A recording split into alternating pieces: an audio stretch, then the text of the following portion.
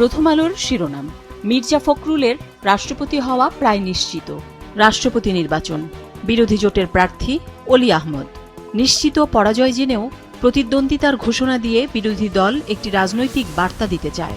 খবরটিতে বলা হয়েছে, বাংলাদেশের পরবর্তী রাষ্ট্রপতি হতে যাচ্ছেন বিএনপির মহাসচিব এবং স্থানীয় সরকার, পল্লী উন্নয়ন ও সমবায় মন্ত্রী মির্জা ফখরুল ইসলাম আলমগীর।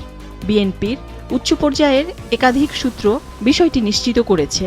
এছাড়া রাষ্ট্রপতি পদে প্রার্থী হওয়ার জন্য মনোনয়নপত্রে প্রার্থীর সম্মতিসূচক স্বাক্ষর বা একটি লিখিত সম্মতি বিবৃতি দিতে হয়। মির্জা ফখরুল গত শনিবার ওই বিবৃতিতে সই করেছেন বলেও জানা গেছে। এদিকে রাষ্ট্রপতি নির্বাচনে জামায়াত নেতৃত্বাধীন বিরোধী জোট অবসরপ্রাপ্ত কর্নেল অলি আহমদকে প্রার্থী করে প্রতিদ্বন্দ্বিতার ঘোষণা দিয়েছে। পত্রিকাটির আরেকটি গুরুত্বপূর্ণ খবরের শিরোনাম, দেশের আইনশৃঙ্খলা পরিস্থিতি নিয়ে বিশেষ প্রতিবেদন ছেপেছে পত্রিকাটি। এ নিয়ে শিরোনাম, দখল চাঁদাবাজির মুখ বদলেছে, খাত বদলায়নি, রাজনৈতিক ছায়ায় দখল চাঁদাবাজি। অনুসন্ধানী এই প্রতিবেদনের আজকের প্রেক্ষাপট চট্টগ্রামের অপরাধ জগৎ। বলা হয়েছে, রাজনৈতিক পালাবদলের পর চট্টগ্রামে পুরনো অবৈধ আয়ের উৎস ও বিভিন্ন খাতের নিয়ন্ত্রণে এসেছে নতুন নতুন মুখ। আধিপত্যের সংঘাতে এ পর্যন্ত নিহত 4 জন, আহত হয়েছে শতাধিক। খবরটিতে আরও বলা হয়েছে, খুন, হামলা ও সংঘর্ষের নেপথ্যে রয়েছে রাজনৈতিক নিয়ন্ত্রণের লড়াই। বেশিরভাগ ক্ষেত্রে প্রতিমন্ত্রী মীর হেলালের অনুসারীদের নাম শোনা যাচ্ছে। নিয়ন্ত্রণ নিতে বড় মুখ সাবেক যুবদল নেতা মোশাররফ দীপ্তি। প্রধানমন্ত্রীর চট্টগ্রাম ও কক্সবাজার সফর নিয়ে খবরের শিরোনাম, জনগণের ভাগ্য নিয়ে ছিনিমিনি খেলতে দেওয়া হবে না, হাটহাজারীতে প্রধানমন্ত্রী। পত্রিকাটির আরেকটি শিরোনাম, ঢাকা দিল্লি সম্পর্ক ইতিবাচক পথে ফেরানোয় মনোযোগ। পররাষ্ট্রমন্ত্রী খলিলুর রহমানের সঙ্গে ভারতের হাইকমিশনার দীনেশ ত্রিবেদীর বৈঠক। আজ প্রধানমন্ত্রীর সঙ্গে সাক্ষাৎ করবেন তিনি। আরেকটি খবরের শিরোনাম, সৌদিতে কারখানায় অগ্নিকাণ্ডে নওগাঁর 10 জন নিহত। খবরে বলা হয়েছে, সৌদি আরবের রাজধানী রিয়াদে একটি সোফা তৈরির কারখানায় অগ্নিকাণ্ডে নওগাঁর আত্রাই উপজেলার 10 জন নিহত হয়েছেন। তাদের মধ্যে আপন 2 ভাইও রয়েছেন। সমকালের প্রধান শিরোনাম, শিক্ষক বরখাস্ত, তদন্ত ও তালিকা ঘিরে ক্যাম্পাসে অস্থিরতা। পাবলিক বিশ্ববিদ্যালয়, 6 বিশ্ববিদ্যালয়ে তথ্য অনুসন্ধান কমিটি। ঢাকা বিশ্ববিদ্যালয়ে শিক্ষকদের সাদা নীল দলের পাল্টাপাল্টি অবস্থান। রাজশাহী বিশ্ববিদ্যালয়ে আওয়ামী লীগপন্থী 300 শিক্ষকের তালিকা নিয়ে অসন্তোষ। জগন্নাথ বিশ্ববিদ্যালয়ে 68 শিক্ষকের বিরুদ্ধে তদন্ত কমিটি, যাচাই হবে নিয়োগ প্রক্রিয়াও। খবরটিতে বলা হয়েছে, সাম্প্রতিক সময়ে শিক্ষকদের বিরুদ্ধে শাস্তিমূলক ব্যবস্থা, বরখাস্ত, তদন্ত কমিটি, নিয়োগ প্রক্রিয়া যাচাই এবং রাজনৈতিক বিভাজন নিয়ে দেশের কয়েকটি পাবলিক বিশ্ববিদ্যালয়ে নতুন করে অস্থিরতা দেখা দিয়েছে। এই অবস্থায় উচ্চশিক্ষা প্রতিষ্ঠানে শিক্ষার স্বাভাবিক কার্যক্রম নিয়ে উদ্বেগ দেখা দিয়েছে। পত্রিকাটির আরেকটি শিরোনাম, রাষ্ট্রীয় পুনর্গঠনে অংশীদার করা সহ হেফাজতের 9 দাবি। ইসলামের অবমাননা রোধে সর্বোচ্চ শাস্তির বিধান করার দাবি।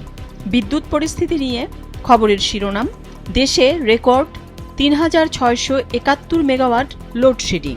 খবরটিতে বলা হয়েছে, ভয়াবহ লোডশেডিংয়ের কবলে সারা দেশ।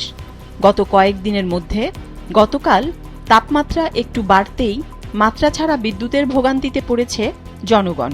দিন রাত নির্দিষ্ট কোনো শিডিউল ছাড়াই ঘণ্টার পর ঘণ্টা বিদ্যুৎ না থাকায় চরম ভোগান্তিতে পড়েন সাধারণ মানুষ।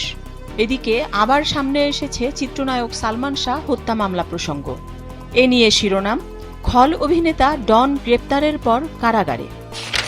যুগান্তরের প্রধান শিরোনাম, বিশৃঙ্খল বাসে বাড়ছে যানজট, রাজধানীতে অসহনীয় ভোগান্তি। খবরটিতে বলা হয়েছে, রাজধানীতে গণপরিবহনের বাসগুলো সুশৃঙ্খলভাবে না চালানোয় যানজট বাড়ছে। এতে প্রতিনিয়ত ঘটছে দুর্ঘটনা। গণপরিবহনের শৃঙ্খলা ফেরাতে বিভিন্ন সময়ে নানা উদ্যোগ নিলেও তা আলোর মুখ দেখেনি। বাস রুট রেগুলাইজেশন করার উদ্যোগও বাস্তবায়ন করা হয়নি। প্রধানমন্ত্রীর সফর নিয়ে খবরের শিরোনাম, বিভ্রান্তকারীদের ব্যাপারে সতর্ক থাকুন। বাঁশখালীতে প্রধানমন্ত্রী। 10 বছরের জ্বালানি পরিকল্পনা সংসদে উপস্থাপন হবে। উপকূলীয় এলাকা হবে অর্থনৈতিক হাব। পত্রিকাটির আরেকটি শিরোনাম, এবার অর্থমন্ত্রীকে সভাপতি করে কমিটি, নবম পে স্কেল বাস্তবায়ন। দেশের বিদ্যুৎ পরিস্থিতি নিয়ে খবরের শিরোনাম, 1 বছরে 30 বার বন্ধ রামপাল বিদ্যুৎ কেন্দ্র, দেশে লোডশেডিংয়ের ভোগান্তি। কালের কণ্ঠের শিরোনাম, সমুদ্রে তেল গ্যাস অনুসন্ধানে বিদেশি কোম্পানির আগ্রহ বাড়ছে, গভীর অগভীর 26টি ব্লকে আন্তর্জাতিক দরপত্র। ইনফরমেশন প্যাকেজ কিনেছে 7টি বিদেশি কোম্পানি, দরপত্র কিনেছে 1টি। বিপুল সংখ্যক বহুজাতিক কোম্পানির দরপত্র কেনার আশা পেট্রোবাংলার। দেশের রাজনৈতিক অঙ্গনের একটি গুরুত্বপূর্ণ খবরের শিরোনাম, 35 বছর পর রাষ্ট্রপতি নির্বাচনে ভোট গ্রহণের সম্ভাবনা। বিএনপি প্রার্থী হিসেবে মির্জা ফখরুলই বেশি আলোচনায়। 11 দলীয় ঐক্যের প্রার্থী কর্নেল অবসরপ্রাপ্ত অলি আহমদ। পত্রিকাটির আরেকটি শিরোনাম, এসএসসি ও সমমানের ফল প্রকাশ আজ, 18.5 লাখ শিক্ষার্থীর অপেক্ষার অবসান। আজকের পত্রিকার প্রধান শিরোনাম, ঝরে পড়ার হার বাড়ছে প্রাথমিক থেকে উচ্চ মাধ্যমিক। বলা হচ্ছে, বাল্যবিবাহ, শিশুশ্রম এবং শিক্ষার ব্যয় বেড়ে যাওয়া শিক্ষার্থী ঝরে পড়ার অন্যতম কারণ।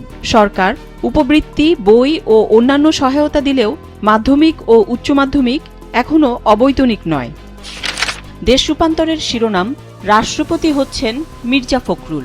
বুধবার আনুষ্ঠানিকভাবে দলীয় প্রার্থীর নাম ঘোষণা করবে বিএনপি। অলি আহমদ জামায়াত নেতৃত্বাধীন 11 দলীয় জোটের প্রার্থী। পত্রিকাটির আরেকটি শিরোনাম, বিশ্ববিদ্যালয় ইউজিসি নয়া দ্বন্দ্ব, গবেষণায় বরাদ্দ।